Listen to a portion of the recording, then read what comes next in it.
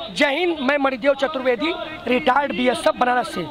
सबसे पहली टिप्पणी जो अर्नब गोस्वामी पे है, वो बोलता था पूछता है भारत, पूछता है भारत, पूछता है भारत। आज थूकता है भारत, थूकता है भारत, थूकता है भारत। ऐसे पत्रकारिता को जिस प्रकार से वो गिरवी हो रखी है, बंधक हो रखी है, पत्रकारिता के नाम पर कलंक है। आज एनआईए पत्रकारों को नोटिस भेज रहा है, किसानों को। एनआईए क्यों नहीं अर्नब गोस्वामी भेजता, क्यों नहीं प्रधानमंत्री कार्यालय को भेजता? तो निश्चित रूप से ये जो है देशद्रोही हैं और लोकतंत्र की रक्षा नहीं करते हैं। और बिल्कुल इनको आज यहाँ से हटाने की जरूरत है। बिल्कुल हम उस कोर्ट को उनको नहीं मानते हैं। आज पूरी एजेंसियां ध्वस्त हो गई हैं। सरकार कहीं न कहीं कारपोरेट घराने की गुलामी हो रखी है। एनआईए आज सारी चीज देश की कठपुतली। एनआईए का काम है, जो इसकी एजेंसी है, वो आतंकवादियों के विषय में जांच करना था, न कि किसानों के बारे में। आज वो किसानों की जांच कर रही है, पत्रकारों की जांच कर रही है। तो कहीं ना कहीं जो इस सरकार के अंदर सिस्टम तंत्र है, कहीं ना कहीं कठपुतली हो चुके हैं। कहीं किसी प्रकार कोई लोकतंत्र नहीं है, सारे सब बिक चुके हैं और दूध का दूध पानी का पानी हो जाएगा। एनआईए जांच कर ले। ऐसा होता है आंदोलनों में कि अक्सर ऐसे ही कुचलने का प्रयास किया जाता है। अंग्रेजों ने कुचलने का प्रयास किया, क्या हुआ? मुगलों ने किया, क्या हुआ? दुर्योधन, कंस, रावण ने भी समाज को मान मर्दन करने का प्रयास किया था, क्या हुआ? विनाश हुआ ना। तो कर ले, कोई बात नहीं, हमें आश्चर्य नहीं है। सारी जांच बिठाएगी, हमको भी जेल में डालेगी, आपको भी, सबको। ऐसे भयभीत होने की आवश्यकता नहीं है। अब तो आजादी मिल ही गई है, थोड़ी सा एक धक्का और दो। बोल रहे ना 55 दिन हो गया है। मैं बोल रहा हूँ 55 दिन तो छोड़ दो, 55-100 दिन भी हो जाएगा तो ये किसान और जवान पीछे हटने वाले नहीं है। हम वो दिनों की गिनती नहीं कर रहे हैं। हम अपने हक लेकर जाएंगे और हम आजादी को खतरे में नहीं पड़ने देंगे। हम स्वतंत्र रहेंगे, स्वतंत्र रहना चाहते हैं। कैसी परमिशन, कौन सरकार, कैसा सरकार? हम कोई गलत कर रहे हैं? अगर आप आदेश वो होता है जो समाज के लिए हित हो, समाज के लिए पूरक हो, अधिकारों का हनन न हो। जब अधिकारों का हनन कर रहे हैं, हमारे मौलिक अधिकारों को, समाज को आप जीने नहीं दे रहे हैं, मार रहे हैं, तो उस आदेश को हम नहीं मानते। आदेश के तौर पर होना चाहिए, जो समाज के हित में हो। जो समाज के अनहित है वो तो हमारा मौलिक भी उसको बाधित करता है। तो कैसा, अगर हमें पुलिस रोकती है तो गलत है, पुलिस रोकती है तो गलत है। हम बिल्कुल नहीं मानेंगे। हमारा मार्च होगा, हम तिरंगा में झंडा लिए मार्च करेंगे। अब मैं कहना चाहूंगा, जिस प्रकार से उसका चैट लीक हुआ है, वो भी प्रधानमंत्री कार्यालय से, उसको सारी चीजें, पहले पुलवामा हो, सर्जिकल स्ट्राइक हो, और जो उस जश्न मनाया है अरुण जेटली के मरने के बाद, निहायत ही घटिया और ये देशद्रोह का मामला है। मैं पूछना चाहता हूँ कि क्या इस देश में लोकतंत्र है? माननीय सुप्रीम कोर्ट जो लोगों की न्याय की बात करता है, आज कहाँ है? क्या माननीय सुप्रीम कोर्ट ये अर्नब गोस्वामी को FIR दर्ज करके गिरफ्तार करने का आदेश देगा?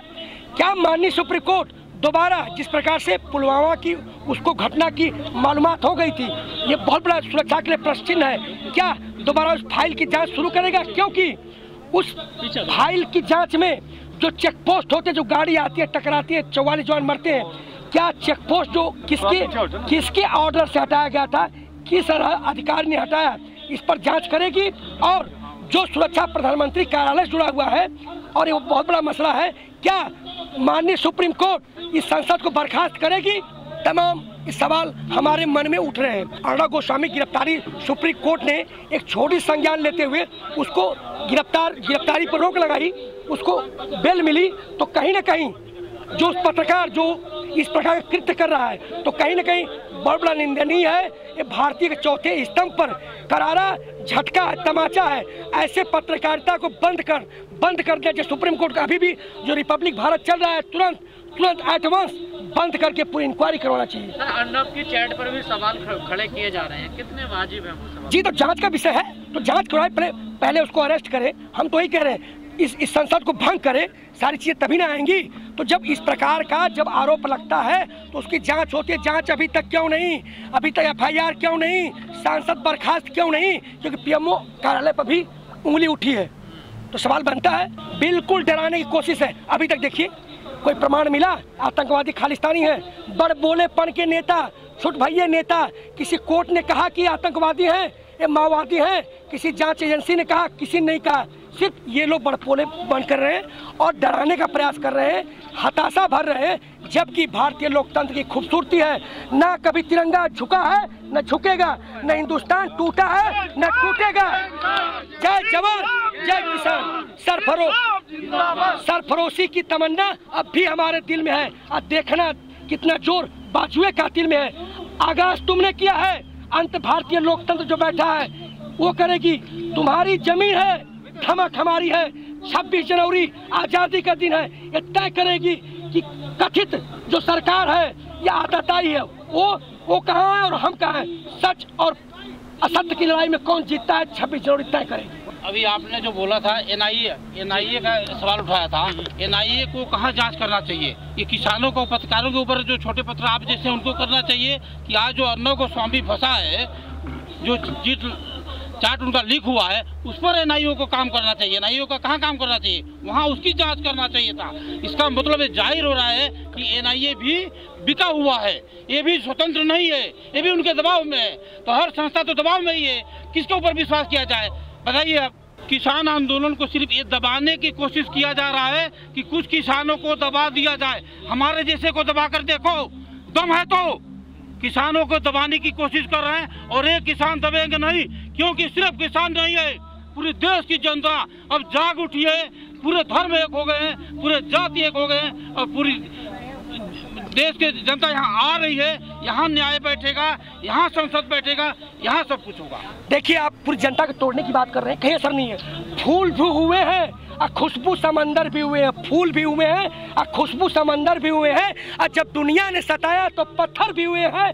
जिस ओर जवानी चलती है उस ओर जमाना चलता है। ये किसान झुकने मुड़ने टूटने वाले नहीं है। आपकी छोटी मोटी बौछारें, ये बरसात का पानी, ये जो हम रोड पे सो रहे हैं, ये हमें तोड़ने वाले नहीं। हम और सख्त और सख्त और सख्त होंगे। आखिरी गोली आखिरी दम तक लड़ रहेंगे।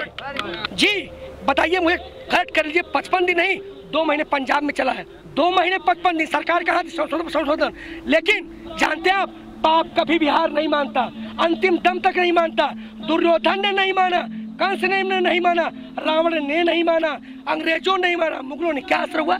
हराना नहीं है इनको नष्ट करना ही एकमात्र हमारा मूल उद्देश्य है। इनको नष्ट कर ये अंत तक नहीं मानेंगे। कोई वार्ता कर लो, कोई सुप्रीम कोर्ट कर लो, आप दिन भर बैठे रहो, लेकिन जब क्रांति आती है, आंदोलनों से सबक लीजिए। 1968 का फ्रांस का छात्र आंदोलन, असहयोग आंदोलन, नमक आंदोलन, क्या हुआ? सरकारें धरी की धर रह गई, आपकी तोप धरी की धर रह गई और जनता जनार्दन आज 1947 में आज़ादी लेके रही, वही आज़ादी का जश्न आज फिर चल पड़ा है। हर मतवाला झूम के बुलंद भारत की बुलंद तस्वीर, जय भारत जय जवान। बिल्कुल नहीं, राष्ट्रीय पर्व है, राष्ट्रीय पर्व हमारा और किसानों का भी है। और राष्ट्रीय पर्व में ट्रैक्टर क्यों नहीं भाग ले सकता? ट्रैक्टर भी हमारा एक हिस्सा है, ट्रैक्टर भी जाएगा, वो भी तो दिखाया जाएगा, पूरी दुनिया को दिखाया जाएगा कि हमारे पास इतने ट्रैक्टर हैं और हमारी इतना ट्रैक्टर रखने की क्षमता है। जब बाकी सैन्य शक्ति को दिखाया जाता है, आपको पता है 26 जनवरी को क्या दिखाया जाता है? देश का प्रदर्शन किया जाता है कि हमारे पास इतना सैन्य शक्ति है। तो हम अपने देश के किसानों की सैन्य शक्ति भी दिखाएंगे कि हमारे पास इतने किसान मजबूत है कि कभी टॉस से मौत होने वाले नहीं है। मैं कहता हूँ कि इस आज़ादी की लड़ाई में, आज़ादी की लड़ाई नेताओं ने लड़ी थी, वीवीआईपी लड़ी थी, कौन लड़ा था? मजदूर किसान जवान लड़े थे। तो क्यों नहीं जाएंगे? मैं पूछता हूँ कि जहाँ प्रदर्शन होगा, जब तोप जाएगी, ऊपर ड्राइवर कौन बैठेगा? आदमी बैठेगा ना, जो उसका तोप का जो ड्राइवर है, पायलट का जो जहाजें जाएंगे पायलट बैठेगा। तो किसान का मुख्य यंत्र ट्रैक्टर है, तो जब किसान जाएगा ट्रैक्टर क्यों नहीं जाएगा? उसका साधन संसाधन जाना चाहिए। सुप्रीम कोर्ट को ये निर्देश देना चाहिए था कि उसके लिए अनुकूल माहौल सब तैयार करे, बड़ा राजपथ बनाए, बड़ी, जहाँ एक तरफ ट्रैक्टर एक तरफ तोप चले, तो क्या दिक्कत है? एक अभूतपूर्व, एक जो है अतुलनीय अद्भुत नजारा होगा, पूरा विश्व देखता है। लेकिन कहीं ना कहीं सरकार कुंठित है। आज सरकार देश बचाने की बात नहीं हो रही, पार्टी बचाने की बात हो रही है। देश तो बहुत पीछे छूट गया और हम असली लोकतंत्र, ये भारतीय विजय का उल्लास पर्व जो भारतीय लोकतंत्र बैठा हुई है 26 जनवरी की मनाएगी। असली सही मायनों में यही वहाँ का सलामी हो, वही राजपथ की जो हमारा गणतंत्र मनाया जाएगा वही होगा और वही हमारे सही मायनों में पूर्वजों का सपना साकार होगा। हम अपने पूर्वजों का सपना साकार करेंगे। ये किसान जवान गणतंत्र परेड पर मार्च करेंगे, यही हमारी असली आज़ादी होगी।